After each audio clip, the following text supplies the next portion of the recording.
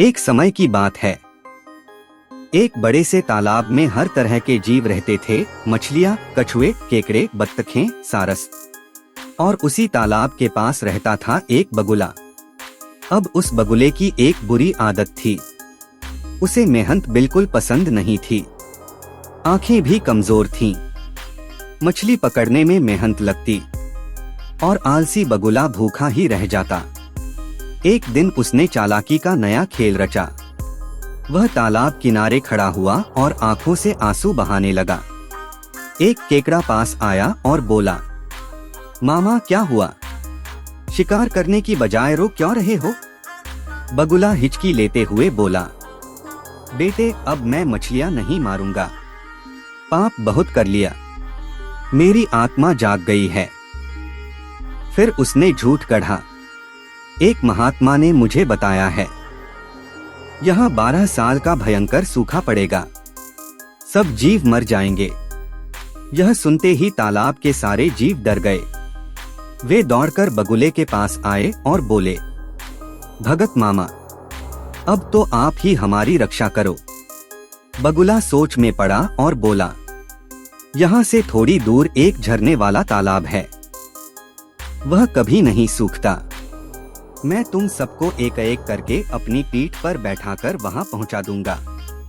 सभी जीव खुशी से चिल्लाए, बगुला भगत की जय। अब शुरू हुआ बगुले का असली खेल। वह रोज एक जीव को पीठ पर बिठाकर ले जाता, लेकिन झरने वाले तालाब की जगह पास की एक चट्टान पर पटककर खा जाता। धीरे धीरे हड्डियों का ढेर लग गया। तालाब में जीव कम होने लगे और बगुला मोटा ताजा हो गया। दूसरे जीव सोचते, देखो सेवा का फल कैसे चमक रहा है भगत मामा पर। बगुला मन ही मन हंसता और सोचता, मूर्खों से भरी है दुनिया। थोड़ी चालाकी से बैठे बिठाए पेट भर जाता है। लेकिन हमेशा चालाकी नहीं चलती। एक दिन वही केकड़ा बोला, मामा सबकी बारी आ गई, अब मुझे ले चलो।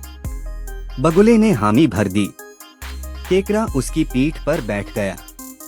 जब वे चट्टान के पास पहुंचे तो केकड़े ने देखा वहां तो हड्डियों का पहाड़ लगा है।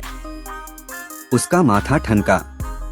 उसने पूछा, मामा यह क्या है?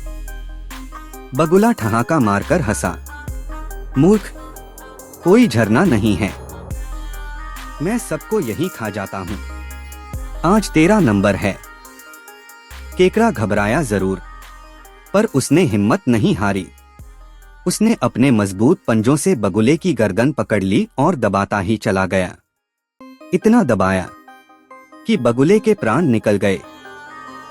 फिर केकड़ा बगुले का सिर लेकर तालाब पहुंचा और सब जीवों को सच बता दिया।